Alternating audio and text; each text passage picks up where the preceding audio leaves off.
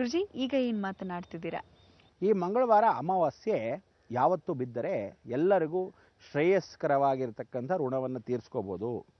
ಅದಕ್ಕೆ ನೀವೆಲ್ಲ ಏನು ಮಾಡಬೇಕು, ಜೀವನದಿ ಅಂದರೆ ಪ್ರತ್ಯೇಕವಾಗಿ ಒಂದು ನದಿ ಯಾವ ಕಾಲಕ್ಕೂ ಆನಂದವಾಗಿ ಹರಿತಾ ಇರುತ್ತೋ, ಉತ್ತರೇ ಉದಯೋನ್ಮುಖಿ ಅಂದರೆ ಉತ್ತರಕ್ಕೆ ಹರಿಯೋ ನದಿ ಉತ್ತರ ವಾಹಿನಿ ಅಂತ ಕರಿತೀವಿ, ಪೂರ್ವ ವಾಹಿನಿ ಅಂತ ಕರಿತೀವಿ ಪೂರ್ವಕ್ಕೆ ಹರಿಯೋದು, ಪಶ್ಚಿಮ ವಾಹಿನಿ ಅಂತ ಕರಿತೀವಿ ಪಾಶ್ಚಿಮದಲ್ಲಿ, ವಿಶೇಷವಾಗಿ ದಕ್ಷಿಣ ವಾಹಿನಿ ಅಂತ ಕರಿತೀವಿ ಆ ದಕ್ಷಿಣೇಶ್ವರಿನ.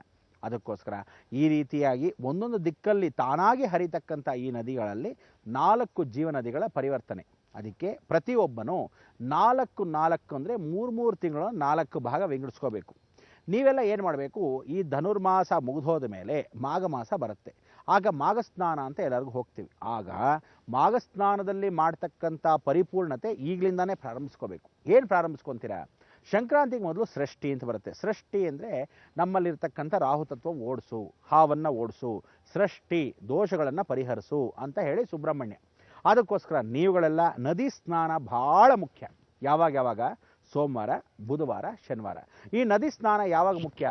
1 ತಿಂಗಳು. ಈ ತಿಂಗಳಲ್ಲಿ ದಕ್ಷಿಣ ವಾಹಿನಿಯಲ್ಲಿ ಸ್ನಾನ ಮಾಡಿದ್ರೆ ಮುಂದಿನ ತಿಂಗಳು ಪಾಶ್ಚಿಮ ಅಂದರೆ ಪಶ್ಚಿಮ ವಾಹಿನಿಯಲ್ಲಿ ಸ್ನಾನ ಮಾಡಬೇಕು.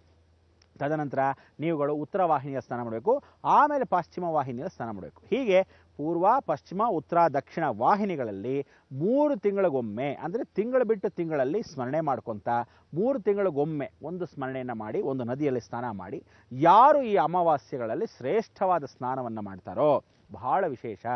ಅಮಾವಾಸ್ಯೆ ಸ್ನಾನ, ನದಿ ಸ್ನಾನ ಬೆಳಗಿನ ಜಾವದಲ್ಲಿ ಮಾಡಿದಾಗ ಸೂರ್ಯ ಚಂದ್ರ ಎರಡೂ ನೆತ್ತಿ ಮೇಲಿದ್ದಾಗ ನದಿಯಲ್ಲಿ ನೀವಿದ್ದಾಗ ಸರ್ವದೋಷವು ಪ್ರಾಯಶ್ಚಿತ್ತವಾಗುತ್ತೆ. ಆ ದಿಕ್ಕಲ್ಲಿ ಆ ದೋಷದಲ್ಲಿ ಪರಿವರ್ತನೆ ಆಗುತ್ತೆ. ದಕ್ಷಿಣ ದಿಕ್ಕಲ್ಲಿ ಯಾರ ವಾಸ? ಕುಜ. ಅಂದರೆ ಕುಜನೂ ದೋಷ ನಿಮ್ಮನೇಲಿದ್ದರೆ, ಕುಜನ ಸಂಭೂತವಾಗಿರ್ತಕ್ಕಂಥ ಪರಿಹಾರ ಏನಾದರೂ ಬೇಕಾಗಿದ್ದರೆ, ಅಥವಾ ಋಣವನ್ನು ತೀರಿಸ್ಕೋಬೇಕಾದ್ರೆ, ಸಾಲವನ್ನು ಪರಿವರ್ತನೆ ಮಾಡಬೇಕಾದ್ರೆ, ಅಣ್ಣ ತಂಗಿಯರ ಜಗಳಗಳಿದ್ದರೆ, ಸಹೋದರ ಮನೋಭಾವದಲ್ಲಿ ಸೋದರ ಮಾವ ಅಥವಾ ಸೋದರತ್ತೆ ಇವರ ಜಗಳಗಳಿದ್ದರೆ ಇದನ್ನೆಲ್ಲ ಪರಿಷ್ಕಾರ ಮಾಡ್ಕೊಳ್ಳೋಕ್ಕೆ, ಕುಜದೋಷ ಆಪರೇಷನ್ಸ್ ಆಗಿದ್ದ ಪಕ್ಷದಲ್ಲಿ ಕಟ್ಟಾಗಿ ಸ್ಟಿಚ್ ಆಗಿರೋದನ್ನೆಲ್ಲ ಸರಿಪಡಿಸ್ಕೊಳ್ಳೋಕ್ಕೆ, ಅತಿ ಶೀಘ್ರದಲ್ಲಿ ಶುಗರು BP ಅಂದರೆ ಓಡಿಸ್ತಕ್ಕಂಥದ್ದಿಗೆ, ರೋಗ ರುಜಿನಗಳನ್ನ ಅಗ್ನಿ ಸಂಬದ್ಧವಾಗಿ ಬಂಧ ಮಾಡೋಕ್ಕೆ, ಇದನ್ನೆಲ್ಲ ತಾತ್ಪರ್ಯವಾಗಿ ದಕ್ಷಿಣ ವಾಹಿನಿ. ಆ ದಕ್ಷಿಣ ವಾಹಿನಿ ನದಿಯಲ್ಲಿ ಸ್ನಾನ ಮಾಡಿದಾಗ ಒಂದು ಅಮಾವಾಸ್ಯೆಯಲ್ಲಿ ಬಹಳ ಶ್ರೇಷ್ಠತೆ.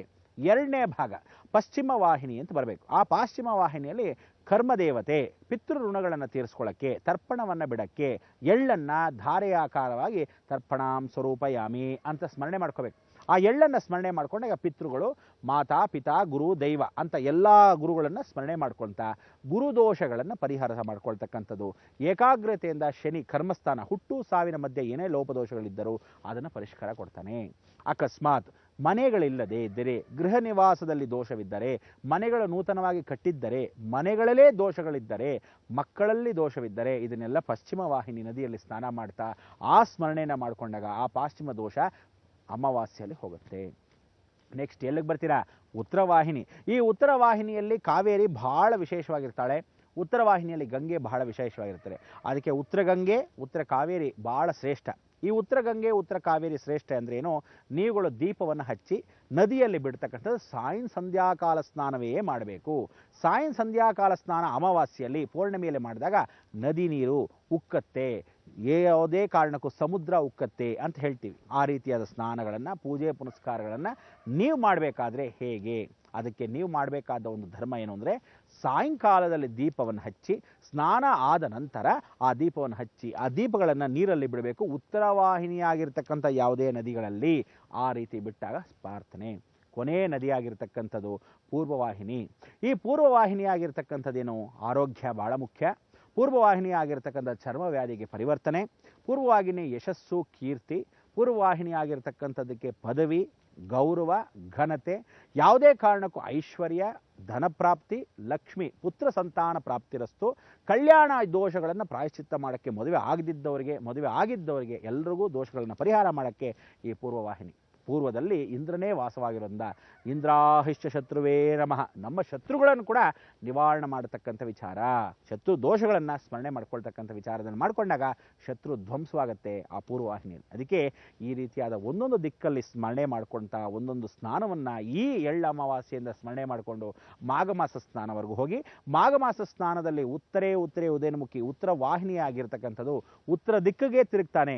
ಅದಕ್ಕೆ ಉತ್ತರಾಯಣ ಪುಣ್ಯಕಾಲ ಅಂತ ಕರಿತೀವಿ.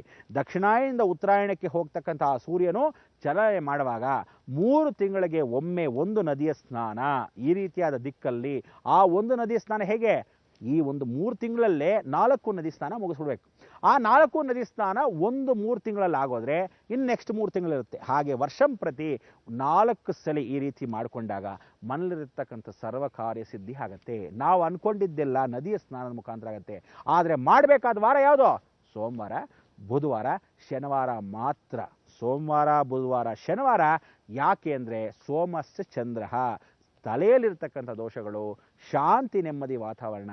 ಬುಧ ಅಂದರೆ ಬ್ರಹ್ಮಚಾರಿ ಆಗಿರ್ತಕ್ಕಂಥ ನದಿಗಳು, ಶ್ರೇಷ್ಠವಾಗಿ ಬುದ್ಧಿಕಾರಕನಾಗಿರ್ತಕ್ಕಂಥದ್ದು. ಶನಿವಾರ ಕರ್ಮಸ್ಥಾನವಾಗಿರ್ತಕ್ಕಂಥ ಶನೇಶ್ವರನು, ಪಿತೃಸಂಭೂತವಾಗಿರ್ತಕ್ಕಂಥ ಸೂರ್ಯನ ಅನುಗ್ರಹವನ್ನು ಪಡಿತಕ್ಕಂಥ ಶನೇಶ್ವರನು. ಆದ್ದರಿಂದ ಇದೆಲ್ಲ 3 ನಪುಂಸಕ ಗ್ರಹಗಳಿರೋದ್ರಿಂದ ಸ್ತ್ರೀ ಧರ್ಮದಲ್ಲಿ ಪರಿಪೂರ್ಣವಾಗಿ ತಾಯಿಯ ಮಡ್ಲಲ್ಲಿ ನಾವು ಸ್ನಾನ ಮಾಡ್ದಾಗಿರುತ್ತೆ. ನೀವು ಸ್ನಾನ ಮಾಡ್ತಾ ಇರಿ, ಆ ಯೋಜನೆಯನ್ನು ಹೇಗೆ ಏನು ಅಂತ ತಿಳ್ಕೊತಾ ಇರಿ. ಬರ್ಕೊಳ್ಳೋದು ಏನಾದರೂ ಅಪ್ಪಿತಪ್ಪಿದ್ರೆ ಅಕ್ಕಪಕ್ಕದಲ್ಲಿ ಕೇಳ್ತಾ ಇರಿ. ಈಗ ಬಂದೆ.